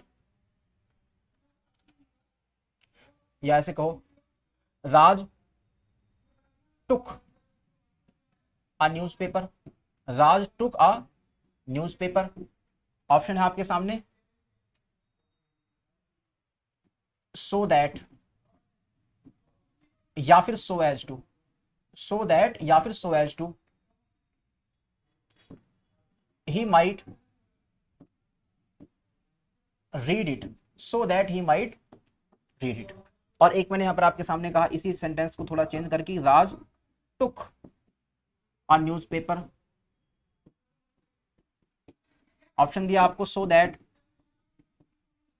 ना, ऑप्शन दिया आपको सो दैट या फिर so as to, so that या so as to read it. बताओ यहाँ पर आपके क्या क्या आना चाहिए, सोच के बताओ। तो भाई आप कहेंगे यहाँ पर राज टू का न्यूज़पेपर, राज ने एक न्यूज़पेपर लिया ताकि वो उसको पढ़ पाए। यहाँ भी वही है, राज ने एक न्यूज़पेपर लिया ताकि वो उसको पढ़ पाए। तो यहाँ पर ना, यहाँ पर आप कहेंगे सब्जेक्ट है भाई, ये क्या है आपका, ये सब्जेक्ट है और ये वर्ब है। तो सब्जेक्ट वर्ब होता है तो सो दैट आता है ना, ये कंजंक्शन है, ये क्या है आपका कंजंक्शन, ये कंजंक्शन नहीं है। यहाँ पर आपका क्या रीड वी1 है, वी1 है तो सो एस टू आ जाएगा। यहाँ पर क्या आ जाएगा आपका सो एस टू। चाहो तो यहाँ भी वही कर सकते हो, सो एस टू के बदले में इन ऑर्डर टू भी लगा सकते हो, और यहाँ पर सो दैट के बदले में इन ऑर्डर दैट भी लगा सकते हो, ठीक है। और ऐसा ही दैट के साथ में होता है, देखो ऐसा ही दैट के साथ में होता है। कैसे कि अकेला दैट लगाओगे कब, जब आगे आपको सब्जेक्ट प्लस वर्ब नजर आ रहा हो, और खाली टू लगाओगे इसी सेंस में कब, जब आगे आपको वी1 नजर आ रहा हो। क्या नजर आ रहा हो आपको, वी1 नजर आ रहा हो। जैसे एग्जांपल देखो, मैंने कहा आई वर्क, या ऐसे कहो शी, मैंने कहा सी, ये है आपके सामने सी, सी या कहो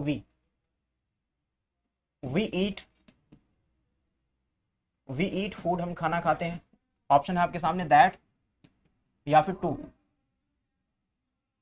वी में लिव, वी में लिव ताकि हम जीवित रह पाए, वी में लिव, है ना, वी में लिव।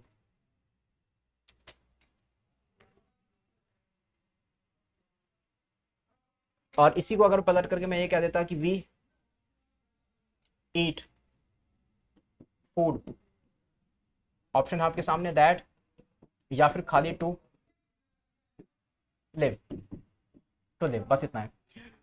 पहले में कह रहे हैं कि वी ईट फूड, हम खाना खाते हैं, दैट वी में लिव, तो इसका मतलब है कि हम खाना खाते हैं ताकि हम जीवित रह पाए। ताकि का सेंस है, तो जब ताकि का सेंस होता है तो हमें पता है दैट भी आता है, सो दैट भी आता है, इन ऑर्डर दैट भी आता है। तो यहाँ पर हमने दैट की बात कर रहे हैं, बट यहाँ पर क्या है, सब्जेक्ट है और सब्जेक्ट के बाद में वर्ब है, तो यहाँ पर आप दैट लगाओ। और यहाँ पर वही है, यहाँ पर वी1 है तो यहाँ पर आप टू लगाओ। सेंस वही है, टू के साथ में वी1 का सेंस, और सो दैट के साथ में, दैट के साथ में सब्जेक्ट वर्ब का सेंस, ताकि का ही सेंस है, ठीक है। तो पहले में हम कह रहे हैं कि भाई वी ईट फूड, हम खाना खाते हैं ताकि हम जीवित रह पाए। दूसरा भी कह रहा हूँ वी ईट फूड, हम खाना खाते हैं जीवित रहने के लिए, ठीक है। तो ये आगे वी1 लेते हैं और ये क्या लेते हैं आगे, ये सब्जेक्ट प्लस वर्ब लेते हैं। यानी अगर मैं समअप करूं तो मैंने सिर्फ इतना बताया अभी तक आपको। देखो साइड में देख लेते हैं मैंने क्या बताया।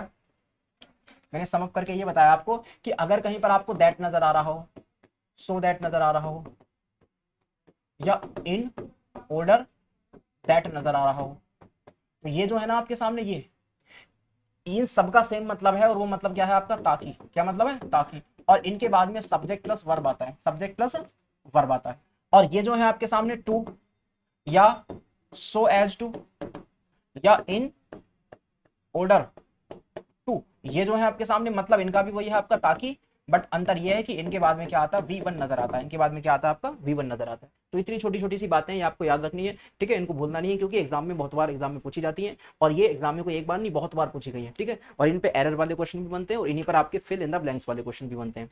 क्लियर कर लेंगे इतना। अब बात आती है लेस्ट की। जैसे मैंने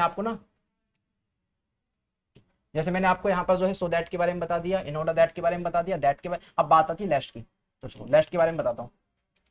अब यहाँ पर डालना आप देखो लेस्ट से कितने क्वेश्चन बनेंगे एग्जाम में। जब वाक्य के बीच में कहीं पर लेस्ट आएगा तो इसका हिंदी मतलब होता है कहीं ऐसा ना हो। इसका हिंदी मतलब होता है आपका कहीं ऐसा ना हो, कहीं ऐसा ना हो कि, ये इसका हिंदी मतलब होता है। लेस्ट का मतलब होता है कहीं ऐसा ना हो कि। तो इसके साथ में पहली पहली गलती तो एग्जाम में बनती है कि लेस्ट के साथ में हमेशा शुड आता है।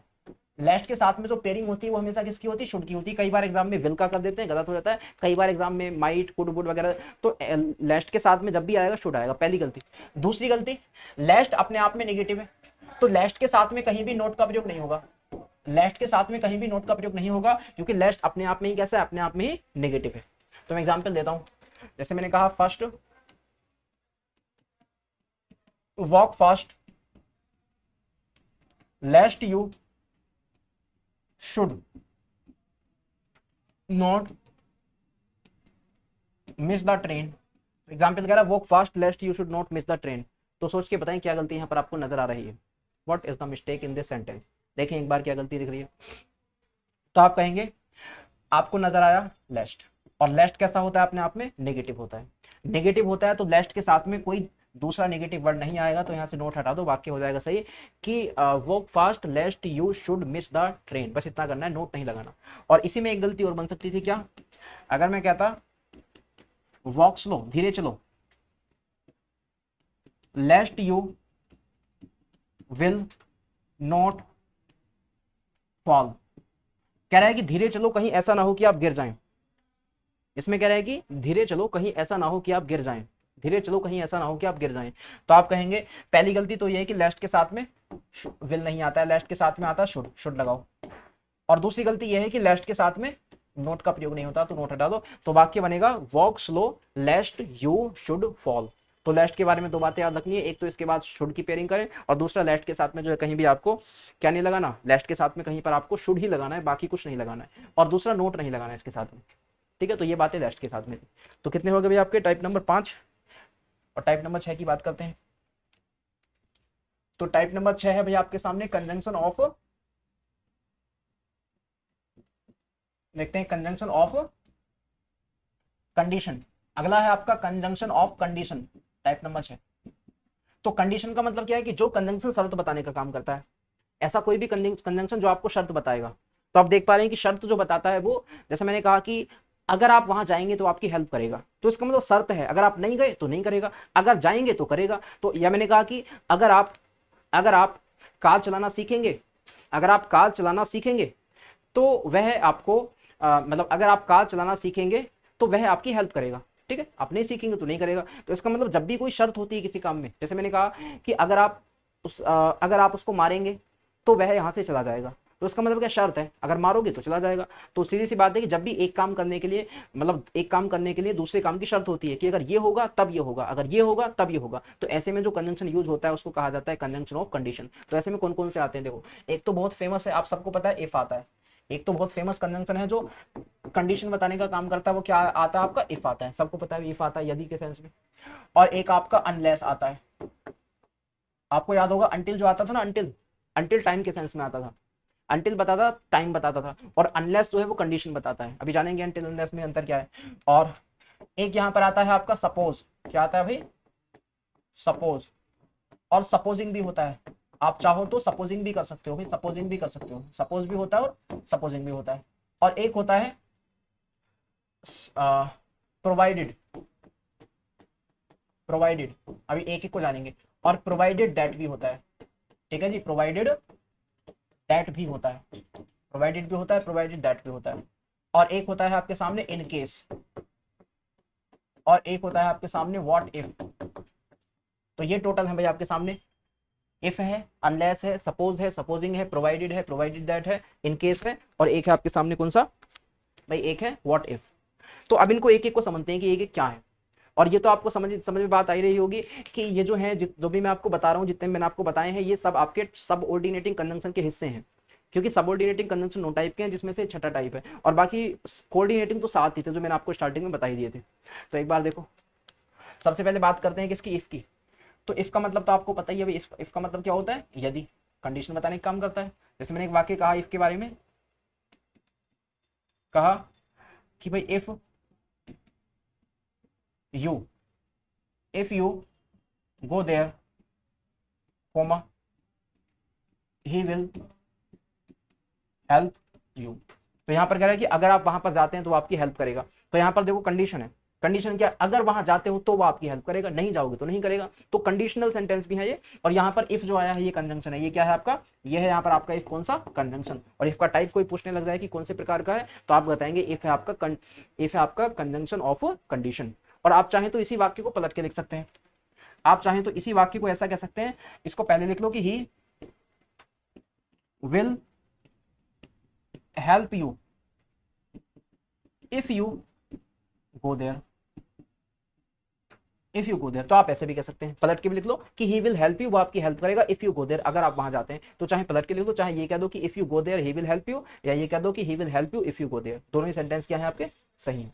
ठीक है, तो पहला आपके सामने हो गया इफ का मतलब क्या होता है, यदि, और ये भी होता है कंजंक्शन ऑफ कंडीशन। दूसरा अनलेस की बात करते हैं। देखो अनलेस को मैं अगर आसान शब्दों में बताऊं, अगर मैं आपको आसान शब्दों में बताऊं, तो जो अनलेस होता है ना, अगर मैं आपको आसान शब्दों में बताऊं, तो अनलेस बराबर होता है इफ नोट के।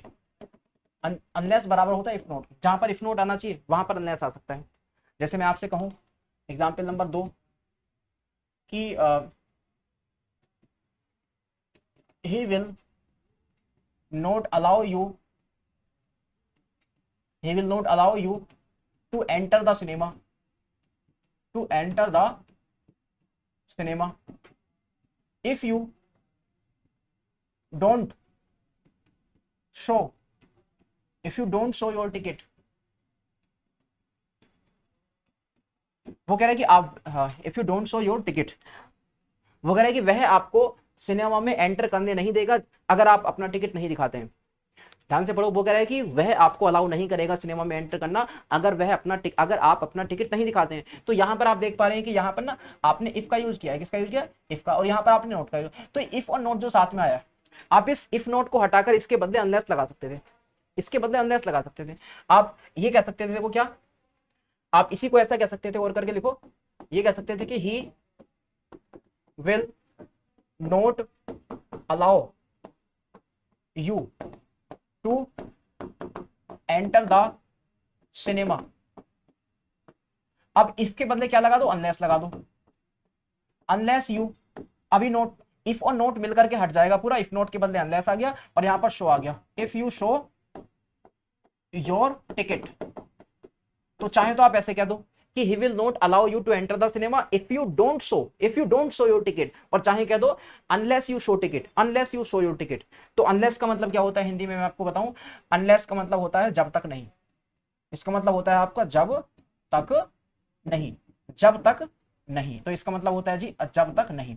ठीक है, तो जो इफ होता है उसी में नोट शामिल कर दो, इफ नोट ही अनलेस के बराबर हो जाता है, मतलब होता है जब तक नहीं के सेंस में आता है। तो अगर कहीं अनलेस के साथ में नोट लगा मिल जाए तो गलत हो जाएगा, क्योंकि अनलेस खुद ही नेगेटिव है ना। इफ और नोट मिलकर के ही अनलेस बना है, इफ नोट मिलकर के ही अनलेस बना है। जैसे मैं आपसे कहूं कि you will note pass the exam, you will note pass the exam unless you do not study much, unless you don't study much. कह रहा है कि आप एग्जाम पास नहीं कर सकते जब तक आप मच ना पढ़ें, जब तक आप ज्यादा ना पढ़ें। तो अब आपको नजर आ रहा है गलती क्या है, गलती है कि अनलेस का मतलब क्या है, अनलेस में तो नोट आपको खुद ही छुपा रहता है, तो अनलेस के साथ में कहीं भी आप नोट का प्रयोग नहीं करेंगे, तो ये डू नोट आपको हटाना पड़ेगा। वाक्य बनेगा unless you study much, unless you study much. तो अनलेस के साथ में क्या बात है याद रखनी, नोट ना लगाएं कभी भी, और अनलेस बराबर इफ नोट होता है, जहां पर इफ नोट के साथ आता है वहीं पर अनलेस लगा सकते हो। तो दो कंजंक्शन आपको समझ में आ गए कौन कौन से, एक तो आपको अनलेस क्लियर हो गया और एक आपको इफ क्लियर हो गया। सपोज और सपोजिंग तो सेम ही होते हैं, सपोज और सपोजिंग की बात करें तो ये तो आपके सेम ही होते हैं। देखो जरा, सपोज और सपोजिंग, सपोज और सपोजिंग, इनका मतलब भी वही होता है जो इफ का होता है, इनका भी वही इफ वाला ही मतलब होता है। ये मैंने आपको सुपरफ्लुअस एक्सप्रेशन जो चैप्टर पढ़ाया था वहां भी बताया था कि सपोज सपोजिंग के साथ में इफ नहीं आता है, तो दोनों साथ में दे देते हैं, कभी कभी कभी कभी एग्जाम में दो को साथ में देते हैं, है ना। तो सपोज का मतलब और सपोजिंग का मतलब भी वही होता है जो इफ का होता है, जो किसका होता है आपका, इफ का होता है। इन दोनों का बराबर मतलब ये है ना। तो देखो मैं वाक्य देता हूं आपको सामने 3, देखो जैसे मैंने आपके सामने कहा 4, सपोज, सपोज यू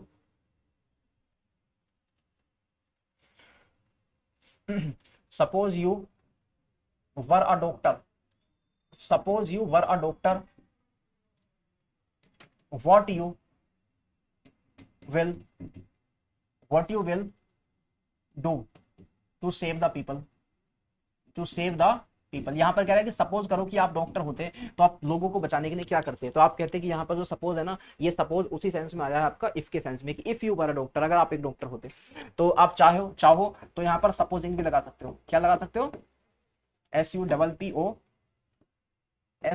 सपोजिंग। तो चाहे सपोज लगा दो चाहे सपोजिंग लगा दो, दोनों का सेम ही मतलब होता है। बट एग्जाम में गलती याद रखना कि जो एग्जाम में गलती होती है ना, वो ये होती है आपकी कि वो लोग सपोज को के साथ में इफ दे देते हैं, या फिर वो लोग सपोजिंग के साथ में इफ दे देते हैं। एग्जाम में ये गलती होती है, वो सपोज के साथ में या फिर सपोजिंग के साथ में इफ दे देते हैं। तो याद रखना, किसी भी एक का प्रयोग कर लो, इफ हटा दो, यहाँ से इफ हटा दो, किसी भी एक, चाहे सपोज को कर लो चाहे इफ को कर लो, किसी भी एक का, दोनों को साथ में नहीं।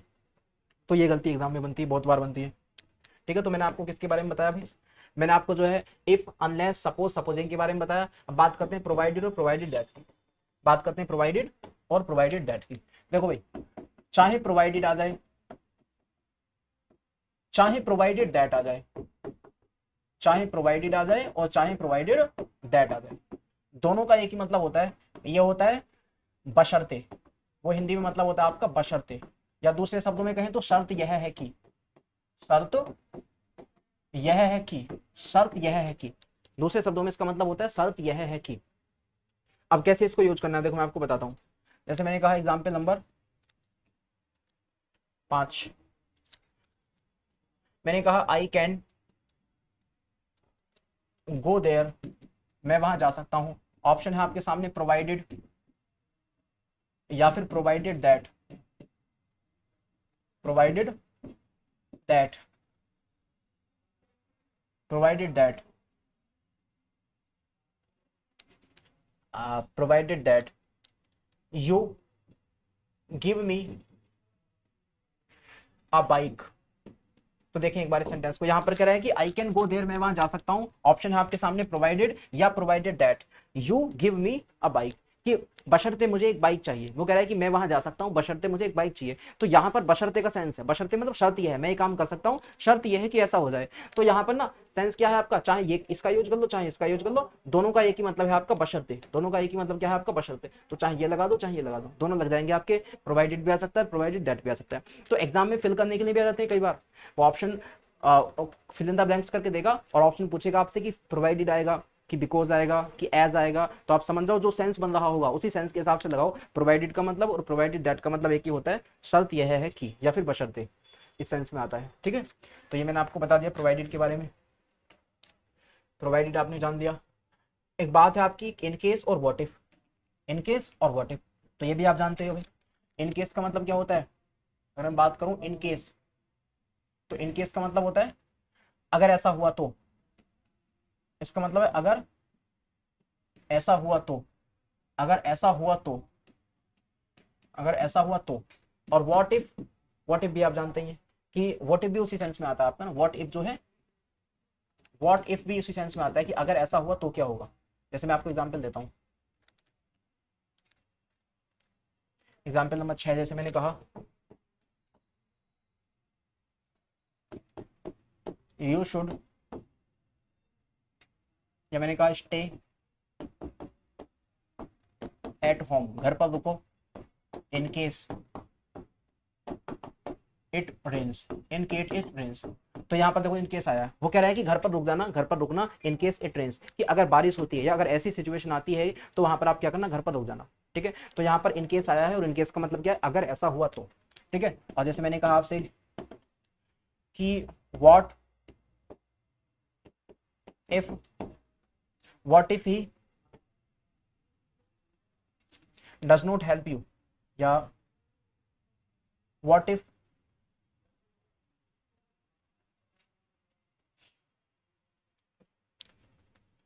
what if he does not help you,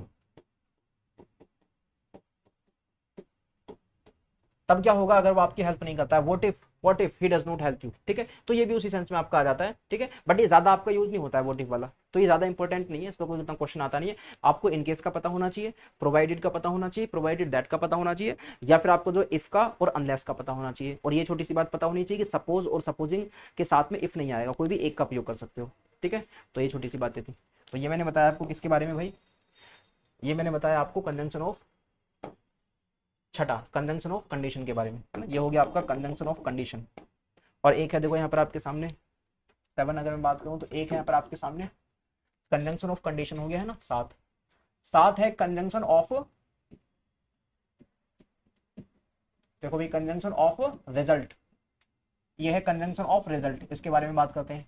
conjunction of result के अंदर दो ही आते हैं, एक तो आता है आपके सो कोमा कोमा दैट, और एक आता है यहाँ पर आपका सच कोमा कोमा कोमा दैट, मतलब ऐसे करके स्पेस, ठीक है, तो एक तो आता है आपका so dash dash dash that, और एक आता है आपका सच dash dash dash that.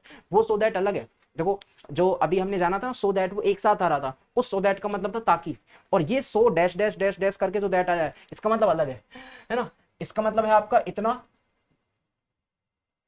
Dash की, इतना की, और या फिर आप ऐसे भी कह सकते हो ऐसा की, ये भी कह सकते हो ऐसा की, और ये जो है आपका सच दैट, इसका भी वही मतलब है इतना की, या फिर वही ऐसा की, इतना की, या फिर ऐसा की, इस सेंस में आ जाते हैं, ठीक है। जैसे मैं एग्जांपल देता हूं आपको, जैसे मैंने कहा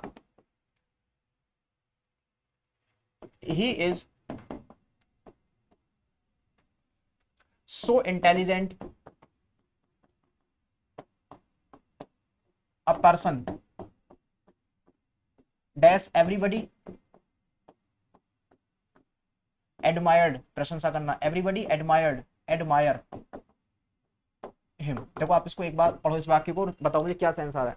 कह रहा है कि ही is so intelligent a person dash everybody admires him, कि वो इतना इंटेलिजेंट पर्सन है कि सभी उसकी एडमायर करते हैं, तो इतना इंटेलिजेंट है कि सभी उसकी प्रशंसा करते हैं, वह इतना इंटेलिजेंट, या वह ऐसा इंटेलिजेंट पर्सन है कि सभी उसकी प्रशंसा करते हैं। तो यहाँ पर ना इतना और की सेंस आता है आपका, इतना और की, तो आप खुद देख करके समझ जाएंगे, आपको एग्जाम में इस तरीके से क्वेश्चन आएगा कि यहाँ पर क्या फील होगा, तो आप कहेंगे सो है, पीछे सो है तो पेयरिंग किस चीज की होगी आपकी, दैट की पेयरिंग हो जाएगी, तो वाक्य बनेगा he is so intelligent a person, वो इतना इंटेलिजेंट पर्सन है दैट एवरीबडी एडमायर्स हिम, कि प्रत्येक पर्सन उसकी प्रशंसा करता है। ऐसा ही सच के साथ में होता है, देखो अगर मैं कहूं he is such an intelligent person, he is such an intelligent person that, फिर से वही ऑप्शन दिया मैंने आपको, dash everybody admire him, that everybody admires him. इसको देखो आप एक बार, तो आप कहेंगे यहां पर भी वही बात है, यहां पर सच दिख रहा है, तो यहां पर भी हम पेयरिंग वही करेंगे, दैट की करेंगे, बट अब आप कहोगे अंतर क्या है दोनों में, आप कहेंगे अंतर क्या है, यहाँ पर सो के साथ में दैट लगाया और यहाँ पर हमने सच के साथ में दैट लगाया, और मीनिंग सेम ही है, इतना की और ऐसा की ऐसा की। अंतर ये है, देखो मैं आपको बताऊं, अंतर ये है कि सच जो होता है ना, सच सच होता है अपने आप में एडजेक्टिव, और ये जो होता है सो होता है अपने आप में एडवर्ब, और जब पेयरिंग कर देते हो सो के साथ में दैट की और सच के साथ में दैट की, तब ये एडजेक्टिव एडवर्ब नहीं, फिर वो कंजंक्शन बन जाता है। जब सच के साथ में दैट लगा देते हो, सो के साथ में दैट लगा देते हो, फिर वो कंजंक्शन बन जाता है, और सच अकेला और सो अकेला जो होते हैं, सच एडजेक्टिव और सो एडवर्ब होता है। अब ऐसा क्या अंतर है, देखो मैं आपको बताऊं, अंतर ये है कि सच का नेचर होता है कि सच अपने बाद में लेता है, आर्टिकल एन जो लेता है, और एडजेक्टिव से पहले लेता है, जबकि जो सो होता है, सो अपने बाद में नहीं, अपने बाद में एडजेक्टिव और उसके बाद में जाकर के तब ये ले, तो ये आर्टिकल का अंतर है बस, बाकी कोई अंतर नहीं है कि सच यहाँ पर चाहो तो आप सो दैट लगाना, तो सो दैट कहाँ पर आना है और सच दैट कहाँ पर आना है, उसमें ऐसे कोई अंतर नहीं है, बट बस इतना सा अंतर है कि यहाँ पर ना, यहाँ पर सो जो होता है वो आर्टिकल की पोजीशन आगे लेता है, और सच जो होता है वो अपने बाद में आर्टिकल लेता है, बस इतना सा अंतर है, बाकी कोई अंतर यहाँ पर नहीं है, ठीक है, बाकी कोई अंतर नहीं है, बाकी सच दैट और सो दैट दोनों बराबर ही होते हैं। तो एग्जाम में सच के साथ दैट लगाना और सो के साथ में दैट लगाना। अब एक बात और है, सच के साथ में कहीं कहीं पर दैट आता है, कहीं पर एज भी आता है, सच एज भी आता है, ऐसे ही सो के साथ में कहीं कहीं पर दैट और कहीं कहीं पर सो एज भी आता है, बट ये बात मैं आपको आगे बताऊंगा, अभी फिलहाल ये समझो सच दैट और सो दैट इतना समझो, बाकी बातें अभी आगे आएंगी कि सो के साथ में एज भी आ जाता है और सच के साथ में एज भी आ जाता है, ठीक है, जानेंगे उस बात को। अगला टाइप है आपका 8वां, टाइप नंबर 8 देखो भी, टाइप नंबर 8 है आपका conjunction of comparison, conjunction of comparison, इसके अंदर केवल दो तीन ही आते हैं, एक तो एज आता है, और एक सो एज आता है, और एक आता देन। बस यहाँ पर बस तीन आते हैं भाई आपके। कौन कौन आते हैं? एज आता है, सो एज आता है और देन आता है। ये बात तो आपको एडजेक्टिव की भी याद ही रही होगी। एडजेक्टिव में मैंने आपको बताई थी कि देन आता है कंपैरेटिव डिग्री के साथ में, है ना। देन आता है कहाँ पर? कंपैरेटिव डिग्री के साथ में। और एज और सो एज कहाँ पर आते हैं? ये पॉजिटिव डिग्री के साथ में आते हैं। जैसे इस बात को आप याद रखना कि एज के और एज के बीच में कौन सी डिग्री आएगी भाई? आपकी पॉजिटिव डिग्री आएगी। और सो के और एज के बीच में भी कौन सी डिग्री आएगी? आपकी पॉजिटिव डिग्री आएगी। और देन के पहले कौन सी डिग्री आएगी भाई साहब? तो वो आएगी आपकी कंपैरेटिव डिग्री। तो बस इतनी सी बातें याद रखना है, बहुत काम की बात है। हालांकि ये नया नहीं है, ये आपने एडजेक्टिव में पढ़ दिया था, आप जानते ही उसके बारे में। जैसे मैं फिर भी एग्जाम्पल देता हूँ। जैसे मैंने फर्स्ट कहा आपके सामने कि ही इज, ऑप्शन है आपके सामने, स्मार्ट देन राहुल, वह राहुल से ज्यादा स्मार्ट है। तो क्या गलती यहाँ पर आपको नजर आ रही है? तो आप सिंपली देख करके बता दोगे कि देन से पहले ना THAN वाला, THEN वाला नहीं, THAN वाले देन से पहले जो डिग्री आती है वो कंपैरेटिव आती है। तो यहाँ पर आपको करना पड़ेगा SMARTER, स्मार्टर यहाँ पर आपको करना पड़ेगा, ठीक है। तो आप जानते हो। और अगर मैं आपसे कहूँ यहाँ पर दूसरा एग्जाम्पल, ही इज। अब तो एक बात और याद रखना, ये ना, ये जो आपके सामने एज और एज है, इसको चाहे तो आप नेगेटिव सेंटेंस में यूज कर लेना, चाहे पॉजिटिव में कर लेना। बट ये सो के साथ में जो एज है ये केवल नेगेटिव सेंटेंस में आता है। सो के साथ में जो एज है वो नेगेटिव सेंटेंस में आता है। जैसे मैं आपसे कहूं he is as weak as Rahul, वह उतना ही वीक है जितना वीक राहुल है। या अगर मैं आपसे कहूं he is not as weak as Rahul, बताओ यहाँ पर कौन कौन से वाक्य आपके सही नजर आ रहे हैं? तो आप कहोगे, पहली बात तो आप ये चेक करोगे कि एज की पेयरिंग हो रखी है, यहाँ भी एज की पेयरिंग हो रखी है, ठीक बात है। दूसरा, एज के बीच में डिग्री कौन सी आती है? पॉजिटिव डिग्री आती है। एज के बीच में डिग्री कौन सी आती है? Positive degree. तो ये भी सही है, ये भी सही है। और ये सेंटेंस पॉजिटिव है और ये नेगेटिव है। और हम जानते हैं कि एज को पॉजिटिव नेगेटिव दोनों में यूज कर लेते हैं। तो ये भी वाक्य सही है और ये भी वाक्य सही है, कोई गलती नहीं है। गलती तब बनती जब यहाँ पर डिग्री कंपेरेटिव देता, सुपरलेटिव देता। एज के बीच में पॉजिटिव आता है, एज के बीच में पॉजिटिव आता है, चाहे वो नेगेटिव हो चाहे पॉजिटिव हो। बट एक बात याद रहे कि सो के साथ में जो एज आता है, आता तो यहाँ भी पॉजिटिव डिग्री है, बट सो के साथ में जो एज आता है वो केवल नेगेटिव वाक्य में आता है। जैसे देखो जरा, मैंने कहा he is so weak as Rahul, क्या ये वाक्य आपका सही है? बताओ, he so weak as Rahul, क्या ये वाक्य आपका सही है? सो के और एज के बीच में डिग्री तो पॉजिटिव आती है, सही बात है। बट गलत क्या है? सेंटेंस पॉजिटिव है और यूज सो का और एज का हो रहा है, जबकि सो का और एज का यूज नेगेटिव सेंटेंस में होता है। तो ये वाक्य गलत है। सही करोगे तो यहाँ पर सो की जगह एज लगाओ, सेंटेंस बनेगा he is as weak as Rahul, so की जगह। अगर ये नेगेटिव होता तो सो आ सकता था।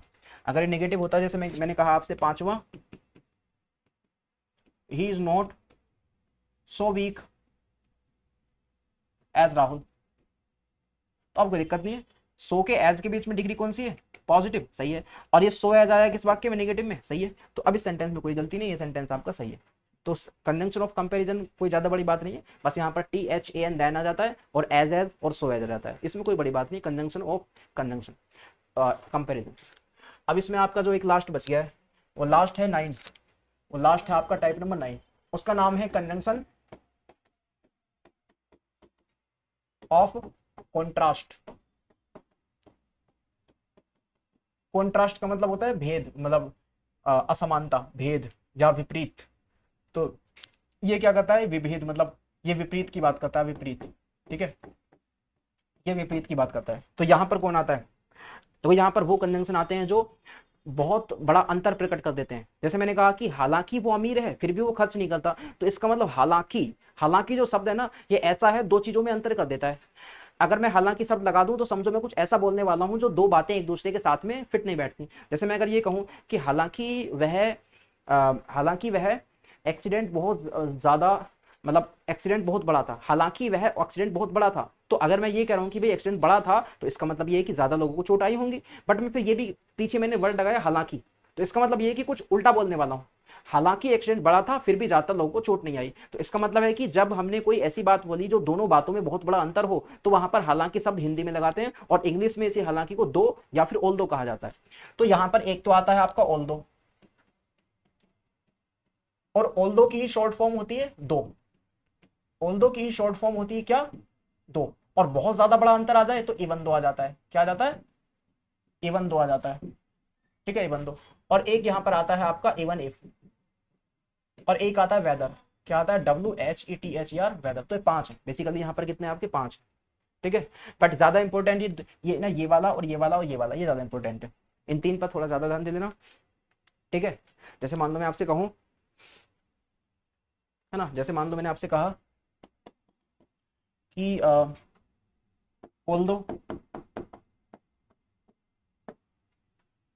ऑल्दो ही इज पुअर, हालांकि वो पुअर है, कोमा ही स्पेंड्स अलॉट, फिर भी वो बहुत ज्यादा खर्च करता है। हालांकि वो पुअर है फिर भी वो बहुत ज्यादा खर्च करता है। तो यहाँ पर आप देख ही पा रहे हैं कि यहाँ पर जो ऑल्दो आया है, ठीक है, इस ऑल्दो का मतलब क्या है आपका, हालांकि। इस ऑल्दो का मतलब क्या है आपका, हालांकि। इस सेंस में आता है, हालांकि के सेंस में, किस सेंस में आता है, हालांकि, है ना। तो इस सेंस में आता है आपका, हालांकि के सेंस में आ जाता है। ठीक है, और दूसरी बात याद रखना, ये सेम ही है, बराबर है। पुराने टाइम में ऑल्दो होता था, अब दो होता है, मतलब उसी को छोटा कर दिया। मतलब ओल दो और दो कोई अलग वर्ड नहीं है, ओल दो और दो एक ही है।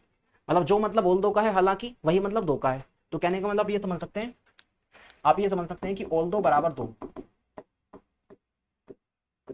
ओल दो बराबर दो, आप ये अंदाजा यहाँ पर आप लगा सकते हैं। ठीक है, ओल दो बराबर दो, आप ये समझ सकते हैं, क्योंकि दोनों सेम ही है, कुछ भी ज्यादा बड़ा अंतर भी नहीं है। समझ पाए।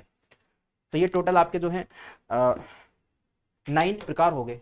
तो मैं एक बार थोड़ा सा आपको रिव्यू करा दूं। बाकी देखो, ऑल दो के साथ में येट आता है, बट नहीं आता है, ये जो बातें हैं ये हम अभी आगे पढ़ेंगे कंजंक्शन में, क्योंकि अभी तक तो केवल कंजंक्शन के टाइप ही खत्म हुए हैं। अब टाइप खत्म होने के बाद में कंजंक्शन के जो असली क्वेश्चन बनेंगे एग्जाम के अंदर, मतलब कंजंक्शन पर एग्जाम में गलतियां क्या बनेंगी, एग्जाम में एरर क्या पूछी जाएंगी, उन बातों पर तो हम अब आएंगे, मतलब अगली जो क्लास होगी वहां पर आएंगे। अभी तो फिलहाल हमने कंजंक्शन के टाइप खत्म करें।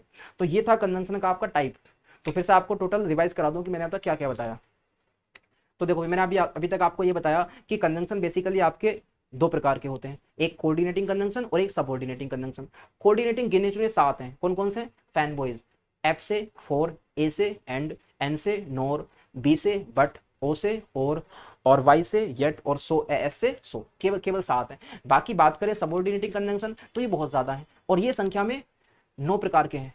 मतलब सबऑर्डिनेटिंग कंजंक्शन 9 टाइप के हैं। पहला था कंजंक्शन ऑफ प्लेस, उसके अंदर वेयर और वेरेवर आता था। दूसरा था कंजंक्शन ऑफ टाइम, उसके अंदर after, before, when, while, till, until, unless, unless नहीं, टिल, अनटिल और as soon as long as वगैरह आते थे, या फिर वहां बाय द टाइम आता था। अगला था कंजंक्शन ऑफ मैनर, तो वहां पर आपका एज इफ, एज दो, एज फार एज ये आते थे। और एक था उसके बाद में आपका कंजंक्शन ऑफ कॉज या रीजन, तो उसके अंदर एज, सिंस, बिकॉज आता था, उसका मतलब क्योंकि होता था। और एक था कंजंक्शन ऑफ पर्पज, तो उसके अंदर आता था आपका so that, in order that और लेस्ट ये आते थे। और एक था उसके बाद में कंजंक्शन ऑफ कंडीशन, तो उसके अंदर इफ आता था। ठीक है, और उसके बाद एक आता था आपका कौन सा, अनलेस, एक आता था आपका सपोज, एक सपोजिंग आता था, और एक इवन जो है आपका व्हाट इफ आता था, और एक इन केस आता था, और एक प्रोवाइडेड आता था, प्रोवाइडेड दैट आता था। और बात करें, एक था उसके बाद में आपका कंजंक्शन ऑफ, अच्छा हो गई। ठीक है, और उसके बाद में कंजंक्शन ऑफ कंपैरिजन, वहां पर देन, सो एज और एज आता था। और एक था conjunction of purpose, result, conjunction of result, तो उसके अंदर सो दैट और सच दैट आता था। और एक था आपका कंजंक्शन ऑफ, ये लास्ट वाला कौन सा है, कॉन्ट्रास्ट, ये भेद बताता है, मतलब विभेद, दोनों में अंतर प्रकट करता है। तो यहाँ पर आपका कौन कौन आते हैं, दो, ऑल दो, इवन इफ और वेदर। हालांकि ये 3 जो मार्क वाले हैं वो ज्यादा इंपॉर्टेंट है। ठीक है, तो ये जो है आपके सामने देख लो भी एक बार, ये हो गया आपके टोटल कंजंक्शन के टाइप। ठीक है, कंजंक्शन 2 टाइप, और 2 में भी एक के वो 7 और एक के बहुत सारे। अब ये कंजंक्शन के टाइप खत्म हो गए। टाइप के बाद में अगली क्लास में आपका स्टार्ट होगा कंजंक्शन के ऊपर बनने वाली एरर्स, कंजंक्शन में एग्जाम में क्वेश्चन कैसे बनेंगे, या फिर कंजंक्शन में वो क्वेश्चन जो एग्जाम में आते हैं, फिल इन द ब्लैंक्स के कहें, एरर के कहें, सेंटेंस इंप्रूवमेंट के कहें, वो कैसे आते हैं। ठीक है, तो चलिए मिलते हैं कल वाली क्लास में। ठीक है, और आपका जो है कंजंक्शन 4 से 5 दिन में खत्म हो जाएगा, उसके बाद इसकी प्रैक्टिस कर लेंगे, फिर स्टार्ट करेंगे हम लोग टेंस। ठीक है, चलिए, थैंक यू वेरी मच।